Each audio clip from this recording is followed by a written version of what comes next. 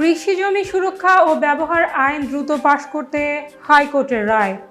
কৃষি জমি সুরক্ষা ও ব্যবহার আইন 2016 এর খসড়া অতি দ্রুত আইন আকারে পাশ করার জন্য জাতীয় সংসদকে পরামর্শ দিয়ে রায় ঘোষণা করেছেন হাইকোর্ট নওগাঁর মিজানুর রহমান।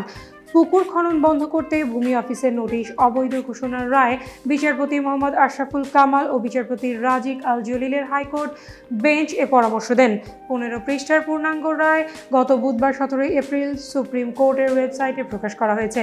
রায়ে আদালত বলেন, ফসলি জমিতে পুকুর খননের বিধিনিষেধ আরোপ করে কৃষি জমি সুরক্ষা ও ব্যবহার আইন 2016 এর খসড়া আইন প্রণয়ন করা হলেও কোনো এক অজানা কারণে এটি এখনও আলোর মুখ দেখছে না।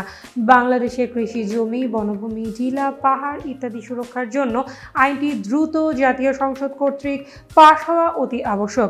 আদালত বলেছেন, সংবিধানের অনুচ্ছেদ 42(1) মোতাবেক সম্পত্তি অর্জন, ধারণ, হস্তান্তর এবং যে কোনোভাবে এর বিলি ব্যবস্থা তথা শ্রেণী পরিবর্তন প্রত্যেক নাগরিকের মৌলিক অধিকার। কেবল সংসদ কর্তৃক প্রণীত আইন দ্বারা নাগরিকের উপরিল্লিখিত সম্পত্তি অর্জন, ধারণ, হস্তান্তর এবং যে কোনোভাবে এর বিলি ব্যবস্থা তথা শ্রেণী পরিবর্তনে বিধি নিষেধ আরোপ করা, তথ্য নিয়ন্ত্রণ করা যাবে। এটি সংবিধানের অনুচ্ছেদ 42(1) এর মর্মার্থ। সুতরাং এটি দ্ব্যর্থহীনভাবে বলা যায়, বাংলাদেশের প্রত্যেক নাগরিকের সম্পত্তি অর্জন, ধারণ, হস্তান্তর এবং যে কোনোভাবে এর বিলি ব্যবস্থা তথা শ্রেণী পরিবর্তন সংবিধান প্রদত্ত মৌলিক অধিকার। কোনোভাবেই উক্ত মৌলিক অধিকার তথা সম্পত্তি অর্জন, ধারণ, হস্তান্তর এবং যে কোনোভাবে এর বিলি ব্যবস্থা তথা শ্রেণী পরিবর্তনে বাধা প্রদান করা যাবে না।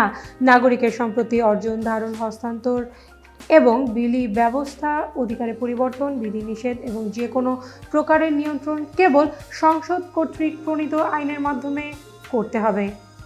এতক্ষণ বার্তা বৈঠকের সাথে থাকার জন্য ধন্যবাদ। নতুন নতুন তথ্য ও আপডেট পেতে বার্তা বৈঠকের ইউটিউব চ্যানেল ও ফেসবুক পেজের সঙ্গেই থাকুন।